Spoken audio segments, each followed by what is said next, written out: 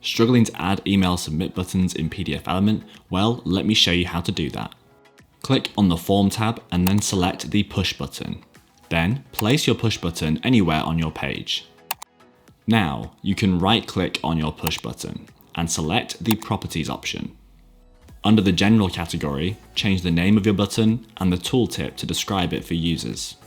Next, go to the Action category. In the Action category, go to the Select Action drop-down menu and select Submit a Form.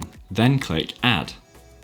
In the pop-up Submit Form window, go to the Submit to drop-down menu and select Email address and enter the email address you would like to submit your forms to. Then click OK. Now we have an interactive email submit button on our document, and that's how you create email submit buttons on any document using PDFelement.